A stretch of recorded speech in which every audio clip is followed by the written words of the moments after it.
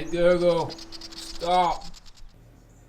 Coach's instructions for this morning's session want you working harder and delving just a little bit into the pain cave.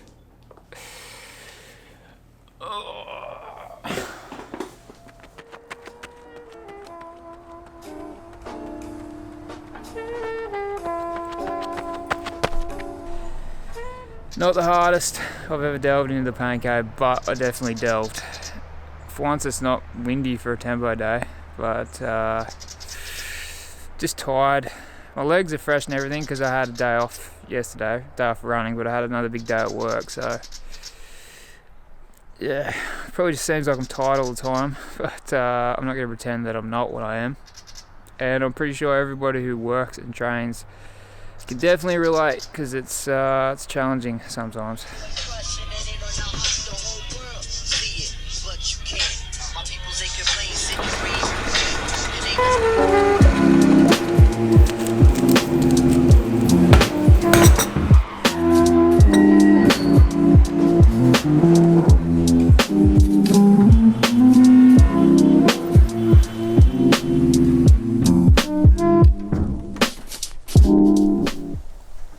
All I needed was a good long black this morning. I fired straight back up.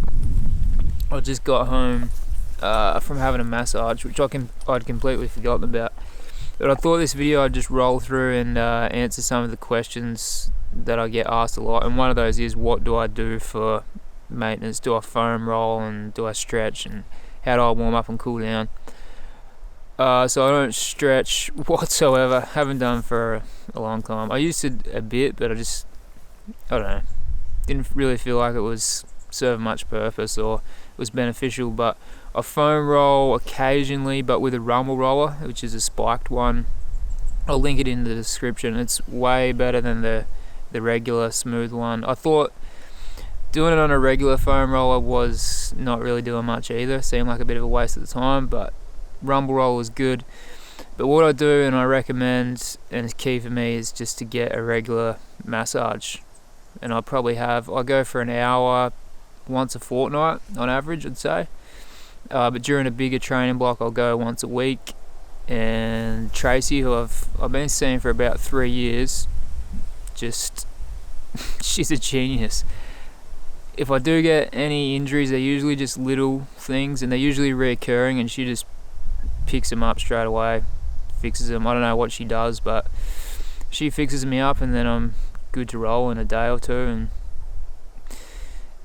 I don't know whether it's from doing that or just luck, but I've been able to stay injury free and run consistently for a pretty long time now. So I don't know, some people swear by stretching and foam rolling, but massage, good for me. It's what I've always done. I just stick with that.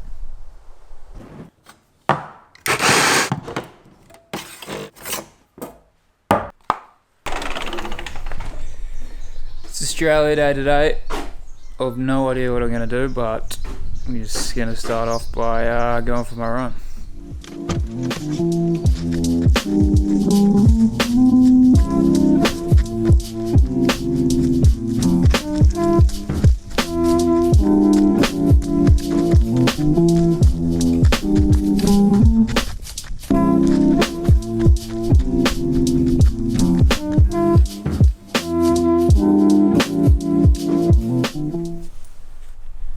That's the rumble roller.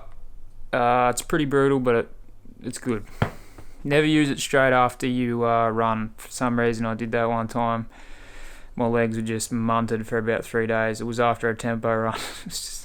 Don't do that. If you run in the morning, use it at night, use it before you run. But warm up and cool downs is another thing that I get asked a lot about. And I just do 15 minutes of easy running.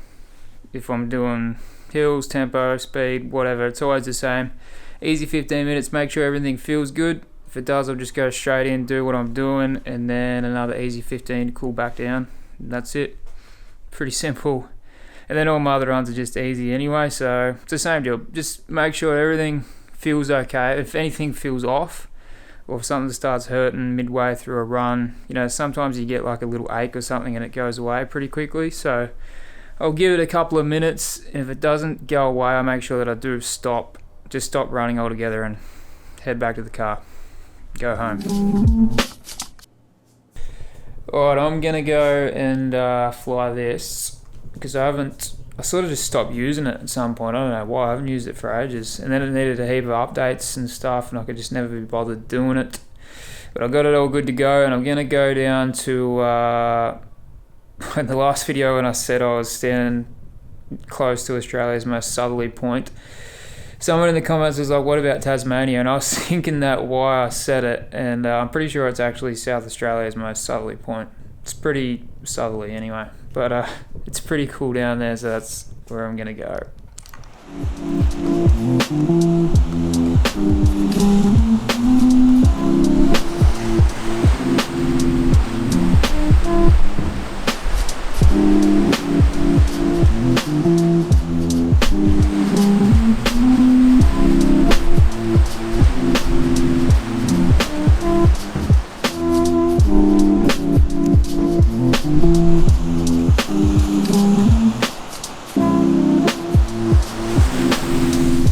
Alright, so the third one is how I plan my training. Now I've got a coach, so it all gets planned out for me and I don't have to worry about it, and I 100% recommend.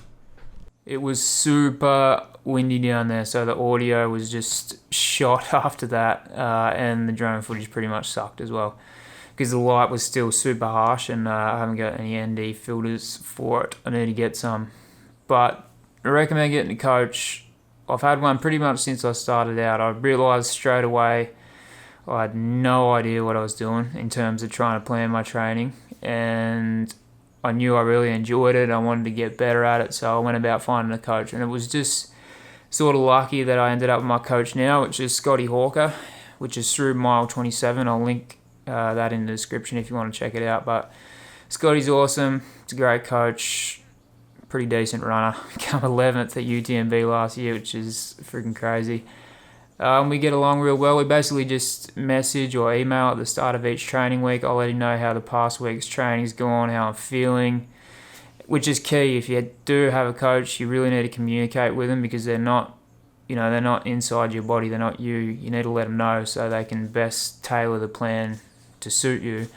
But Scotty will do me a new plan for the week, and then I can just roll out and do whatever I got to do. I don't have to waste time or energy thinking about what I should be doing or shouldn't be doing or whatever. I just go and do it. And that is just why it's so good. That's the best thing about it. So recommend it. It's just the best way to get the most out of your running.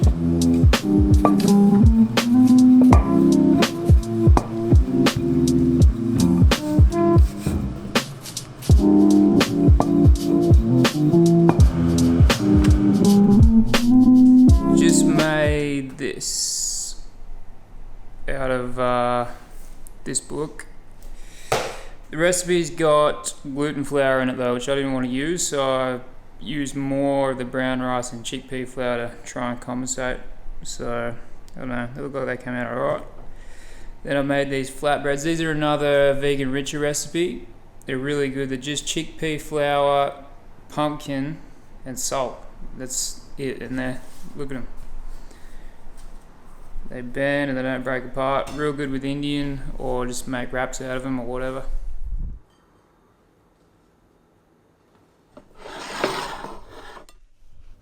Got some aioli on the bottom, some spinach, and then the meatball things. So, see how it is.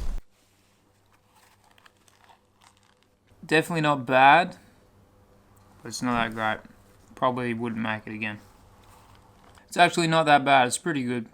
The recipe's got a sauce that goes with it that I didn't make, so it'd probably taste super good with that. But shake.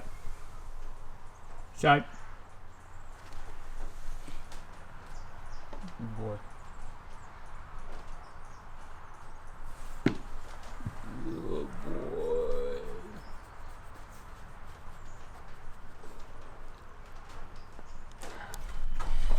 Alright, that's going to wrap it. Thank you for watching the video, and I hope you enjoyed it. If you want me to do more of these Q&As, it wasn't really a Q&A really, but I just sort of kept these ones running specific They're just the questions I get asked most frequently. So, hopefully it provided a bit of insight and was somewhat useful. I'll catch you in the next video. See ya.